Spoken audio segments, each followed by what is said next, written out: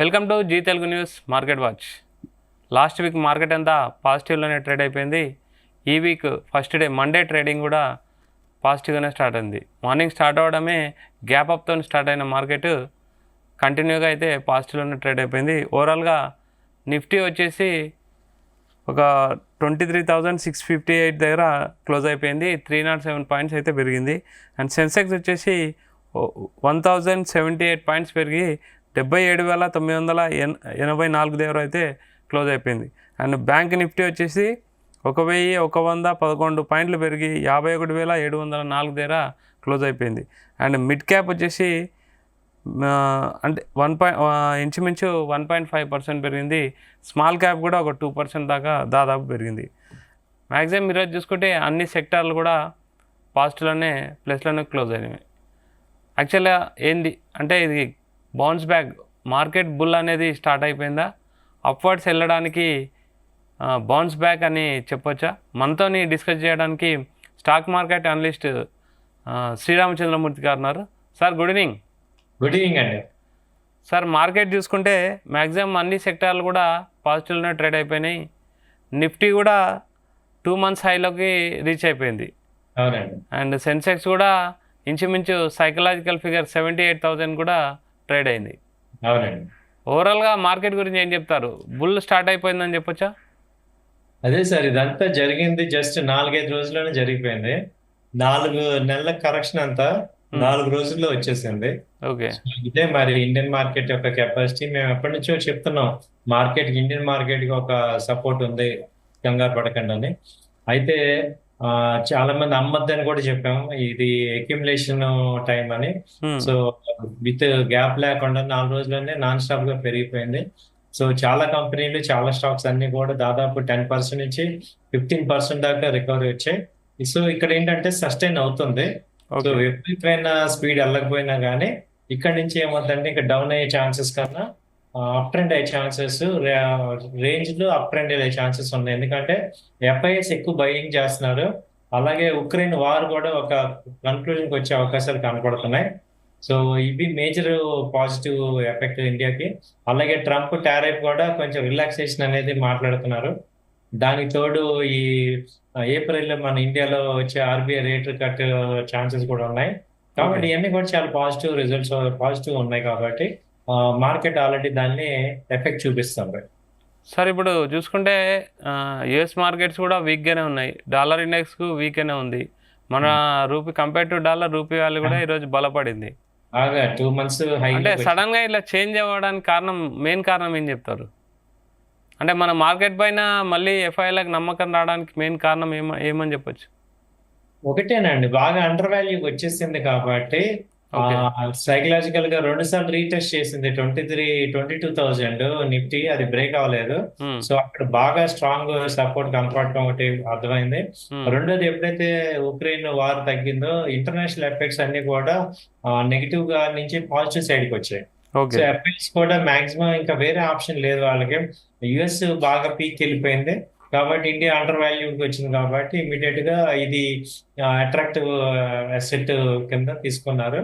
అది ఇక్కడ మనకి ప్రూవ్ అయింది. సో మళ్ళీ ఎప్పుడైతే అండర్ వాల్యూకి వచ్చేసిందో స్టాక్స్ అన్ని కూడా చాలా బయింగ్ జరిగింది. ఎందుకంటే దాదాపు 30-40% కరెక్షన్ జరిగింది.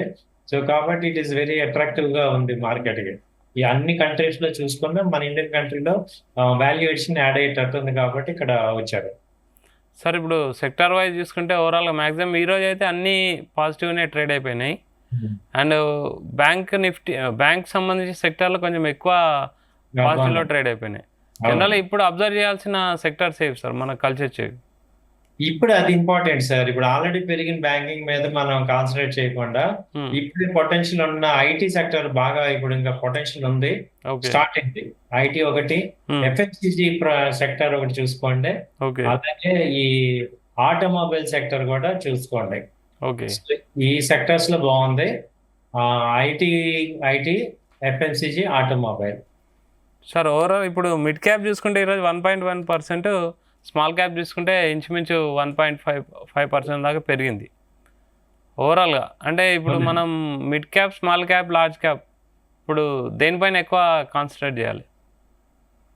మిడ్ క్యాప్ మేము చేసుకోవచ్చు అండి. లార్జ్ క్యాప్ ఆల్రెడీ స్టార్ట్ అవుతుంది కాబట్టి మిడ్ క్యాప్ ఒక 60% పెట్టుకొని 20% లార్జ్ క్యాప్, 20% స్మాల్ క్యాప్ చేసుకోండి. ఓకే సార్, ఇంకోటి వచ్చేసి మనకు నిఫ్టీ లెవెల్స్ ప్రజెంట్ 23,658 దగ్గర ఉంది. రెసిస్టెంట్ అండ్ సపోర్ట్ ఏది ఉండొచ్చు మనకు? ఇప్పుడు సపోర్ట్ వచ్చి 23,400, 500 మేజర్ సపోర్ట్స్ అంటే ఓకే రెసిస్టెన్స్ వచ్చి 23,900, 24,000 మేజర్ రెసిస్టెన్స్ కనపడుతున్నాయి. ఓకే మాక్సిమం అక్కడికి వెళ్ళాక కొంచెం రెసిస్టెన్స్ తీసుకుంటుంది. అలాగే బ్యాంక్ నిఫ్టీ కూడా 52,000, 52,250 మేజర్ రెసిస్టెన్స్. ఓకే సార్, అంటే ఈ ర్యాలీ కంటిన్యూ అవ్వచ్చా ఇలానే? కంటిన్యూ ఇమీడియట్ గా అవ్వకపోయినా సస్టైన్ అవుతుంది. ఓకే ఈ మంత్ అంతా కూడా కన్సల్టేషన్ వస్తుంది ఇక్కడ, ఎందుకంటే టూ మచ్ రైజ్ అయింది కాబట్టి కొంత కన్సల్టేషన్ వస్తుంది అనమాట. ప్రాఫిట్ బుకింగ్ జరుగుద్ది. ఓకే మళ్ళీ కింద లెవెల్లో బై అండ్ డిప్స్ లాగా చేసుకోవచ్చు. అంటే ఇప్పుడు రిమైనింగ్ ఒక 1 వీక్ మిగిలింది సార్, మొత్తం ఈ మంత్తో మార్చి అయిపోతుంది. నెక్స్ట్ ఈ 1 వీక్ ఎలా ఉండబోతుంది మార్కెట్? 1 వీక్ ఇప్పుడు అంతా కూడా ఎక్స్పైరీ కదా, ఈ వీక్ అంతా కూడా ఎక్స్పైరీ కాబట్టి మేజర్ గా జరిగేది ఏంటంటే లార్జ్ క్యాప్స్ ఇంకా పెరుగుతుంటాయి.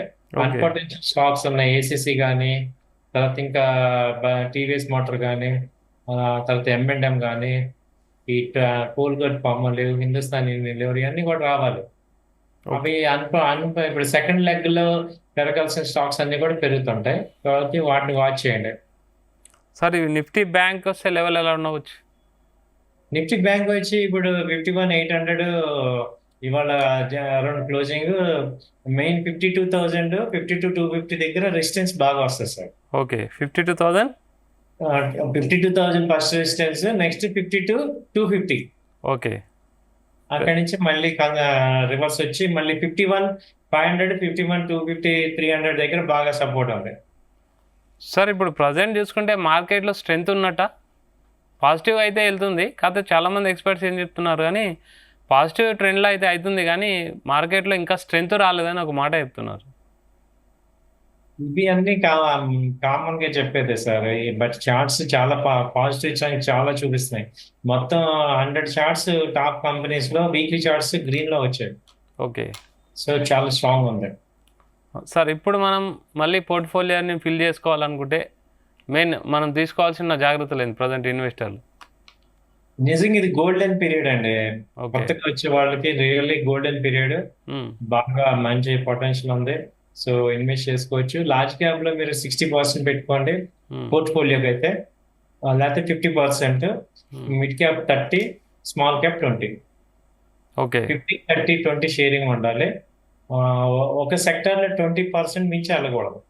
ఓకే సార్, ట్రేడింగ్ చేసే వాళ్ళకి ఏం చెప్తారు?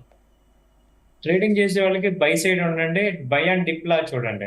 ఓకే ఇప్పుడు బాగా పెరిగిన దాన్ని కాకుండా తగ్గి మళ్ళీ రివర్స్ అయ్యేదని పట్టుకోండి.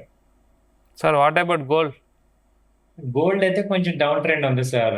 ఎందుకంటే ఆటోమేటిక్ గా రివర్స్ కదా, మార్కెట్స్ పెరిగితే గోల్డ్ తగ్గుతుంది. ఆల్రెడీ 89 నుంచి ఇప్పుడు 87, 800 అలా వచ్చింది. సో 87 కానీ 86,500 కానీ మేజర్ సపోర్ట్ వస్తుంది. ఓకే, మళ్ళీ డ్రాప్ అయ్యే అవకాశాలు ఏమన్నా కనిపిస్తున్నాయి సార్ మార్కెట్ అయితే? డ్రాప్ అవుతుంది కానీ కన్సల్టేషన్ అవుతుంది. ఓకే సార్, ఓవరాల్గా మనం టెన్షన్ పడాల్సింది ఏం లేదంటున్నారు. బౌన్స్ బ్యాక్ స్టార్ట్ అయింది అనుకోవచ్చా? స్టార్ట్ అయిందండి, బౌన్స్ బ్యాక్ స్టార్ట్ అయింది. ఇంకా 3-4 months దాకా ఇంకేం ప్రాబ్లం లేదు, trend positive. Okay, thank you sir, thank you very much. Thank you అండి. సో ఇది శ్రీరామచంద్రమూర్తి గారు ఏం చెప్తున్నారు అంటే మార్కెట్లో అయితే పొటెన్షియల్ ఉండి బౌన్స్ బ్యాక్ స్టార్ట్ అయిపోయింది, గోల్డెన్ ఆపర్చునిటీ యూజ్ చేసుకోండి, టెన్షన్ పడాల్సిన అవసరం లేదు, మీరు అక్యుములేట్ చేసుకోండి, బై చేసుకోండి, ఫండమెంటల్ స్ట్రాంగ్ ఉన్న స్టాక్స్ అని చెప్తున్నారు. Keep watching Zee Telugu news.